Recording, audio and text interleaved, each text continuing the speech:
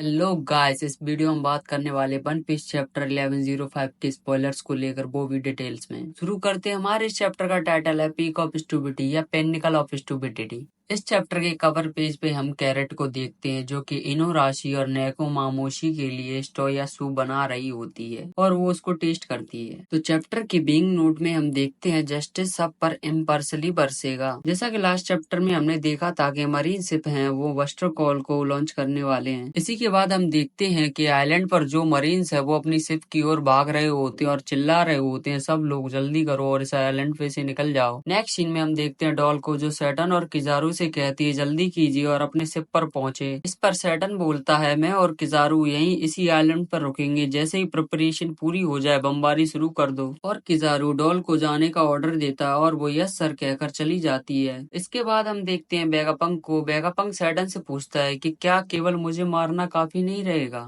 बहुत सारे latest research development Egghead island पर मौजूद हैं। अगर ये आइलैंड तबाह हो गया तो साइंस की जो प्रोग्रेस है वो 100 साल पीछे हो जाएगी। प्लीज बस्टर कोल को रोक दो, मैं तुमसे भीख मांगता हूँ किजारू। इसके बाद सैटर्न बोलता है क्या अब भी कुछ है जो तुम हमसे छुपा रहे हो? कि जो सस्पेक्ट है वो वर्ल्ड गवर्नमेंट के लिए मुसीबत है, ना कि साइंस की प्रोग्रेस। वेगापंक बोलता है ये ह्यूमैनिटी की भलाई के लिए है। सैटर्न वेगापंक को बताता है कल जो शिप एगहेड से एस्केप करके निकली थी उसके पीछे उसने एक मरीन बैटल से भेज दी है। सैटर्न कहता है कि उस शिप पर कोई हो सकता है जो कि वॉइड सेंचुरी के बारे में कुछ जानता हो, तो ये मेक श्योर करने के लिए कि कोई सर्वाइवर ना बचे उसने ऐसा किया। ये सुनकर वेगापंक को सैटर्न पर बहुत गुस्सा आता है और वो बोलता है कि उस शिप पर जो लोग हैं वो इनोसेंट हैं और वॉइड सेंचुरी के बारे में कुछ नहीं जानते। सैटर्न वेगापंक को जवाब देते हुए बोलता है कि ये तुम्हारी गलती है, तुम उन्हें इस मुसीबत में लाए हो। बिल्कुल ओहारा की तरह इन्होंने नियम को तोड़ा और वो पास्ट को जानने के लिए अपने इरादों पर पार ना पा सके। इसके बाद सीन शिफ्ट होता है। हम देखते हैं कि जो पैसिफिस्ट है उन्हें आइलैंड पर रुकने का ऑर्डर दिया जाता है और सारे मरीन्स को शिप पर जाने का ऑर्डर दिया जाता है। और सांजी, बॉनी और एटलस जो कि कुमा को लिए हुए हैं उनसे बोलता है कि जल्दी से वैक्यूम रॉकेट पर चढ़ जाओ। जब तक कि वेगापंक उन्हें रोकता है। बॉनी सांजी से वेगापंक के बारे में पूछती है और सांजी इसका रिप्लाई करते हुए बोलता है चिंता मत करो बॉनी चैन, मैं डेफिनेटली वेगापंक को अपने साथ लेकर आऊंगा। सांजी इसके बाद नामी को कांटेक्ट करता है और वहीं की सिचुएशन के बारे में पूछता है। नामी कहती है कि वो लोग लेवपासे के बैकडोर पर पहुंच चुके हैं। नामी भी सांजी की साइड क्या हो रहा है ये पूछती है। हम देखते हैं कि लावापासे में बस्टर कॉल के बारे में सुनकर केओस का माहौल होता है जो कि स्ट्रॉ हेड के बीच पैनिक का कारण बनता है। उसी समय बैकडोर में मौजूद नामी लूफी की सेफ्टी को लेकर चिंता जाहिर करती है।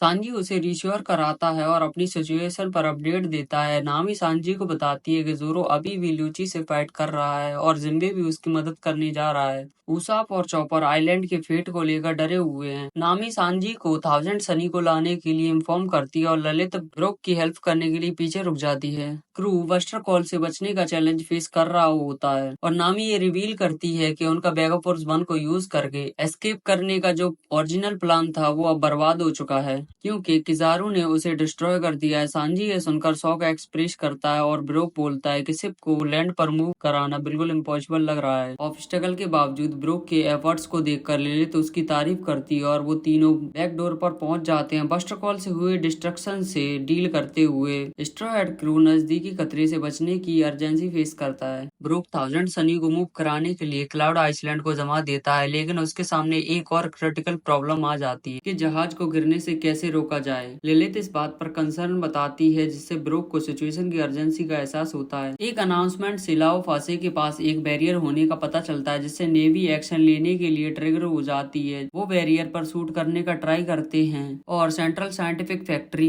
तथा फ्यूचर टाउन को डिस्ट्रॉय करने की तैयारी करते हैं। अपने शिप पर न चढ़ने के बावजूद नेवी सतर्क रहती है और पैसिफिस्टा के रिगार्डिंग सावधानी पर जोर देती है। सीन शिफ्ट होता है और हम देखते हैं वेगापंक को जो कि एगहेड को लेकर दुखी और चिंतित है। इसके बाद हम देखते हैं फ्रैंकी को जो कि वैक्यूम रॉकेट की रिमार्केबल स्पीड को देखकर इम्प्रेस होता है। वैक्यूम रॉकेट को जाते देख किजारू अपनी sword of the gathering cloud of haven को यूज करता है और वैक्यूम रॉकेट पर अटैक करके उसे डिस्ट्रॉय कर देता है, जबकि सब लोग उसी के अंदर चिल्ला रहे होते हैं। वैक्यूम रॉकेट में से सभी लोग नीचे गिरने लगते हैं। सीन शिफ्ट होता है और आखिरकार हम देखते हैं लूफी को जो जमीन पर पड़े हुए हैं। नेवी लूफी को as a straw hat and बड़े एम्परर पहचान लेती और लूफी को लेटे देखकर उसे पकड़ने के इरादे से अपनी गन्स को उसकी तरफ पॉइंट करके घेरे हुए होते हैं। लेकिन लूफी ने इतना सारा फूड खा लिया होता है कि वो हिल भी नहीं पा रहा होता है। एक्चुअली उसने आइलैंड पर मौजूद सारा खाना खा लिया है। अगले सीन में देखते हैं कि वैक्यूम रॉकेट को डिस्ट्रॉय होते हुए देख सांजी गुस्से में बोलता है डैम यू किजारू और उन्हें बचाने के लिए जाता है और सैटर्न सारे पैसिफिस्टा को उस पर अटैक करने का ऑर्डर देते हैं और सोच रहा होता है कि ये कितना पथेटिक है कि बॉनी कुमा के उनके हाथों मारी जाएगी।